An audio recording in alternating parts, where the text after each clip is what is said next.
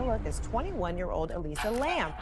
Elsa Lem was said to be traveling to Santa Cruz. The Canadian tourist was traveling alone on January 28th. Through some very perplexing mystery here. What more do we know about this case? It should have been a dream trip traveling the west coast to LA, and then to Santa Cruz would be viewed as a blessing for practically anyone. That is exactly how 21-year-old Elsa Lem felt when her parents gave her permission to go. It was not easy to convince her strict parents to allow her to go on such a trip alone, but she gained their approval with one condition: that she would call home every night to assure her parents that she was okay.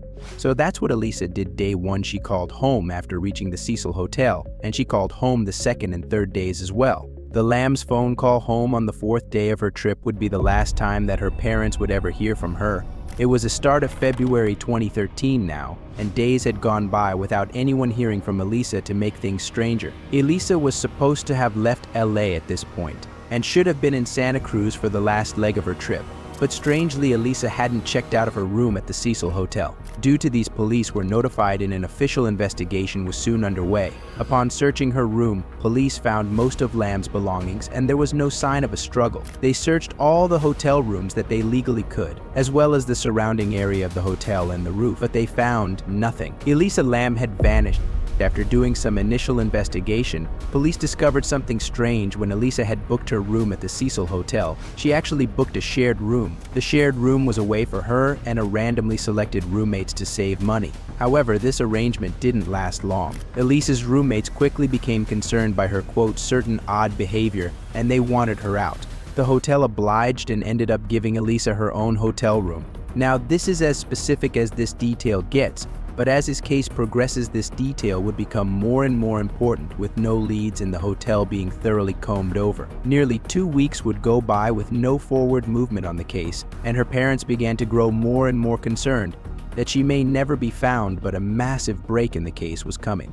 On February 14th, the LAPD released surveillance video of Elsa inside of an elevator at the Hotel Cecil. In this video, she is seen getting into the elevator and strangely hitting every single button to every floor. She then steps back in the corner and waits. She appears calm, but this doesn't last long. It seems as though Elsa is scared and hiding from something. As she steps out of the elevator, she appears disheveled and is clearly on edge. She then tries pressing all of the buttons on the elevator again, and the strange behavior continues from there.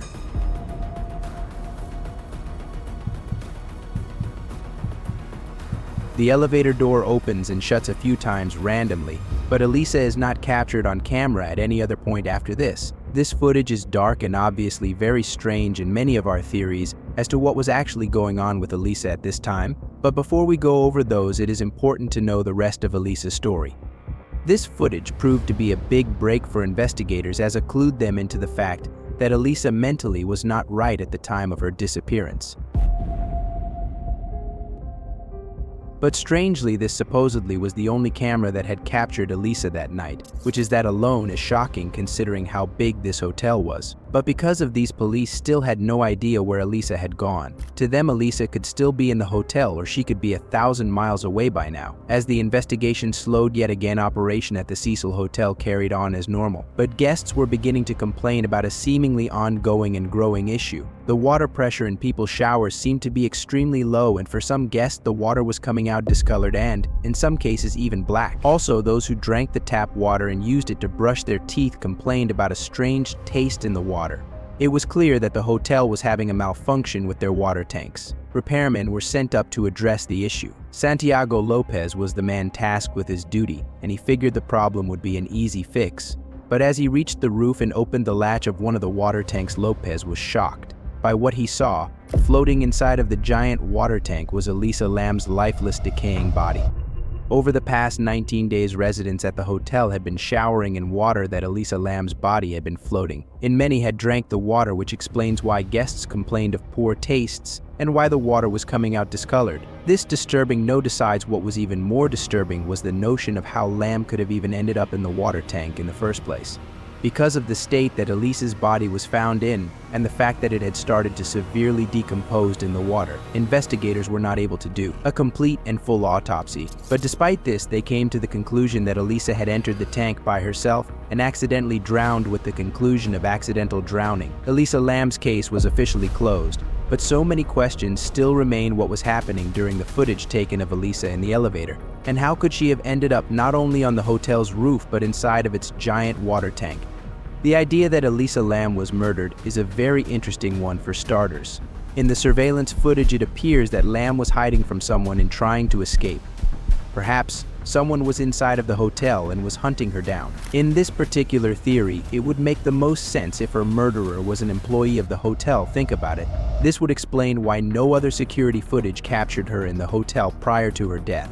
An LA hotel in that area would almost have to be covered with cameras, but maybe the employee erased the tapes, or he knew a route that he could take without her being picked up by cameras. Also, this would explain how she got access to the roof and how she got into such a giant water tank. Another indication of this was also found during the investigation. Police dogs were brought into the scene to see if they could locate Lisa.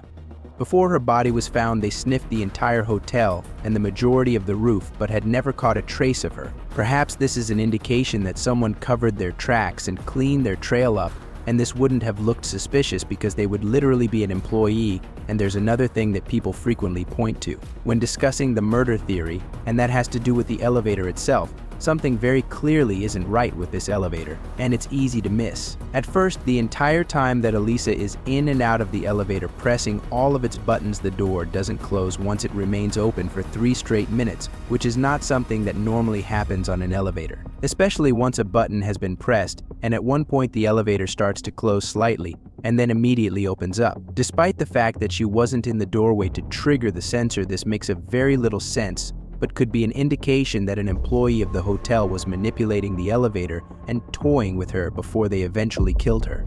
If this is true, then it would appear that this would have been a sick game, that this murderer was playing with Elsa, which is an absolutely horrifying thought. While watching this footage and doing more research, it also appears that the video skips forward at some points, and some claim that a full minute of recording was removed from the footage. Also, it seems that Elsa does in fact speak at certain points of the recording, but people claim that her mouth appears extra pixelated when she does so that you can't decipher the words that she was saying. Again, this could be a sign of editing, and who better to do this than an employee of the hotel who would have had access to the tapes along with more than enough time to make the edits. Despite this being a strong theory, it is worth noting that the murder would not necessarily have to be an employee. It just helps the case the Cecil Hotel was centered in a pretty seedy part of town, and the day before Elsa had passed, she made a blog post stating that, "I'm going out tonight. I really hope no creeper comes near me. Seriously though, those Italian and Mexican guys go after you strong. Show the slightest inclination and they hound your witch yolk's butt." This post could have been an indication that someone was coming on to her and creeping on her. Maybe they eventually murdered her. An indication of this could be the fact that Elisa's phone was never found. It was not in a hotel room, and it was not with her in the water tank where she was discovered. This detail becomes even more strange when multiple posts were shared on her blog after Lem had already perished. This could point to the idea that Lem was not only murdered but robbed of some of her belongings that she had on her at the time. But with all this being said, it's worth noting that Lem may have just time. These posts to go live at a certain time before she died, and also when it came to the condition of her body, there was no signs of physical trauma, which does cast some doubt on this theory. Our next theory, and undoubtedly the creepiest, deals with the paranormal. The Cecil Hotel has one of the darkest histories of any hotel that I've ever heard of. Much to my surprise, this is actually the same hotel in which the Black Dahlia had vanished from decades ago. Also, serial killers Richard Ramirez and Jack Unterweger both called this hotel their home at certain points. Along with this, a violent murder was committed there in 1964, and there have been 15 confirmed suicides at the hotel since its opening. Because of these, many believers in the paranormal state that the Cecil Hotel is incredibly haunted. But what does this have to do with Elisa's death? Well, when the footage of Lem in the elevator was first published, many noticed that it almost looked as if she was playing the elevator game. For those who don't know, the elevator game is a ritualistic game that supposedly takes you to another dimension. To play this game, you need an elevator that goes up at least 10 floors. You then follow a complex set of rules, until eventually a woman walks into the elevator. She will ask you where you're going, but you must not look at her or speak to her. The elevator will then go down to the first floor and you will be transported to another world, where you were the only one present. Now this game has always creeped me out, even if I don't necessarily believe it. And the scariest part is the fact that apparently one small mistake in this ritual can lead to serious consequences. And perhaps this is what happened to Elsa Lem. Maybe she had been playing the elevator game and things went horribly wrong as she made an error while performing the ritual. This would explain why it looked as if she was running and hiding from something that we could not see. Perhaps this was some sort of paranormal entity that only she could see at the time. This could explain why the elevator began to close and then quickly opened again, as if someone was standing there.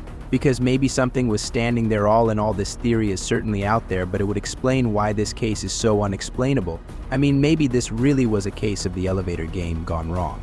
Now, there is one more thing that I want to add to this before I give the final theory and my personal opinion on what happened, but I don't really know what it means or how it fits in with anything. And at the end of the day, this is basically just a weird fact about this case. And the time that Elsa Lem had perished at the Cecil Hotel, a deadly outbreak of tuberculosis was ravaging the surrounding area. Now, you may be wondering, okay, what is so significant about that? Well, those who showed symptoms were then administered a test to see if they truly had tuberculosis or not. This test had been around since 2009. Our final theory is that officials in this case actually got it right. Was the first time I said that on this channel Elsa very clearly had a history with mental illness and had been diagnosed with both depression and bipolar disorder. To cope with this, Lisa took 4 separate prescriptions to manage her symptoms, though a full autopsy was not able to be done. It was discovered by testing her blood that she had not been taking her medication properly at the time that she had died. Perhaps this caused her to hallucinate and act strange, thus explaining her actions in the elevator and why she was placed into another room without roommates.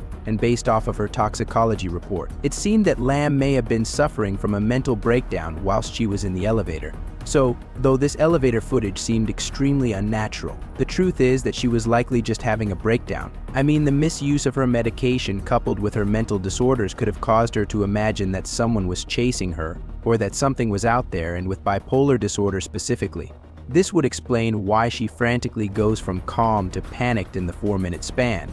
But this theory comes with one glaring issue. How did she end up in the water tank?